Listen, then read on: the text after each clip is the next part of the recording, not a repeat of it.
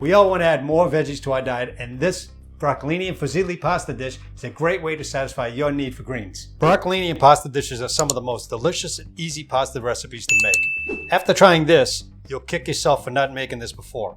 This recipe is so flavorful, even if you hate veggies, you'll want to come back for seconds. One of the most common misconceptions of broccolini is that they're bitter and tough, like broccoli rabe.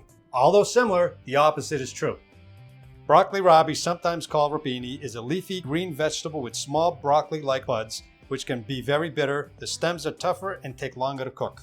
On the other hand, broccolini or baby broccoli have long, thin stalks and smaller florets, are sweeter, and have a more delicate flavor. So let's get started on the recipe. While the pasta water is coming to a boil, I'm going to prep 2 bunches of broccolini. Wash off any dirt using cold water, drain, and dry them. And then I cut the thickest part of the stems into 2-inch pieces.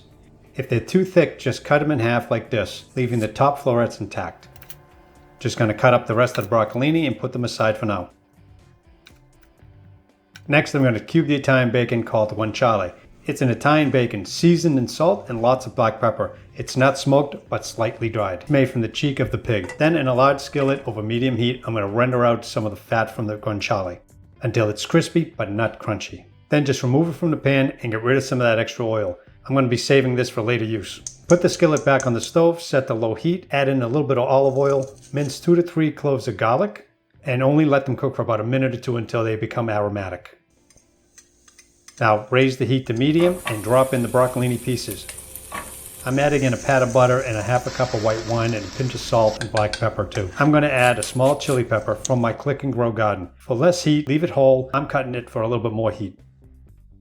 You want to saute this for about 5 minutes until they're nice and tender but not soft. You still want the broccolini to have a slight crunch and not be mushy. Don't forget to salt your water. When it comes to a boil, add in the pasta. I'm using 8 ounces of a frozen fresh fusilli pasta. Only going to cook them for about 5 or 6 minutes. Don't forget to put aside some pasta water for the sauce. Now that the broccolini are almost done, I'm adding in 1 cup of chicken broth and half the pasta water. Drop in the drained fusilli, a couple of tablespoons of grated Parmigiano cheese, and give it a toss. Add in a little bit more liquid or more cheese until the sauce thickens to your liking. Then toss it a few more times until the sauce looks like this. Okay, so let's plate this beautiful dish. Look how colorful and delicious this dish looks. Makes you want to dive right in and devour it. I'm just going to add the guanciale that we toasted up. Add a few cubes here. Some of them are softer, some are a little crispy.